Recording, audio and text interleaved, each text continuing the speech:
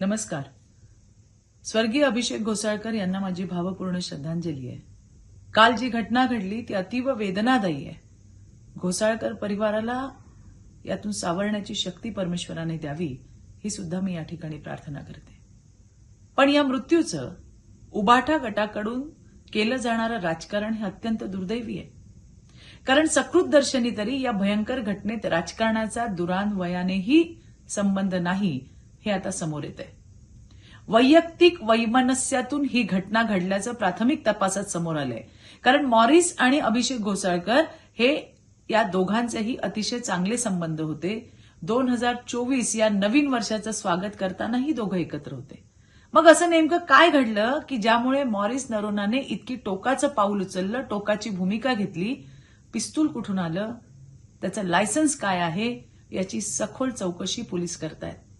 या सगळ्या गोष्टी तपासून त्यांच्यावरती कडक कारवाई केली जाणार असं आश्वासन सुद्धा राज्याचे गृहमंत्री देवेंद्रजी फडणवीस यांनी दिलेलं आहे. पण सर्वज्ञानी संजय राऊत आणि उबाटा गटाचे नेत्यांची गँग त्या ठिकाणी अतिशय हीन राजकारण करत, गलिच्छ भाषा वापरत गृहमंत्री देवेंद्र फडणवीस यांना लक्ष्य करतायत. तत्कालीन उबाटा सरकारची लक्तरे वेशीवर टांगता येतील, त्यांच्या वसुली बहाद्दर अशा गृहमंत्र्याच्या अकार्यक्षमतेची श्वेतपत्रिका सुद्धा प्रसिद्ध करता येईल. पण ही ती वेळ नाहीये. राज्याची कायदा सुव्यवस्था देवेंद्रजींच्या नेतृत्वामध्ये पोलीस चोख बंदोबस्तामध्ये आणि चोखपणे आपलं कर्तव्य त्या ठिकाणी पार पाडताना दिसतायत. आणि म्हणून तर मोहोळसारख्या प्रकरणामध्ये आरोपी गजाआड गेले. स्वपक्षाचा आमदार ज्याने कायदा हातात घेतला त्याला सुद्धा त्या ठिकाणी तुरुंगाचे दरवाजे दाखवायचं काम गृहमंत्री देवेंद्रजी फडणवीस यांनी त्या ठिकाणी केलंय. आणि याच निपक्षपातीपणातून घोसाळकरांच्या सुद्धा प्रकरणाचा तपास होईल आणि जे सत्य आहे ते जनतेच्या समोर येईल.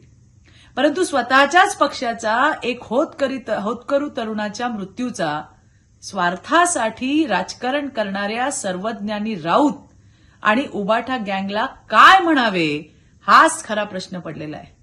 धन्यवाद. जय हिंद, जय महाराष्ट्र. एबीपी माझा, उघडा डोळे बघा नीट.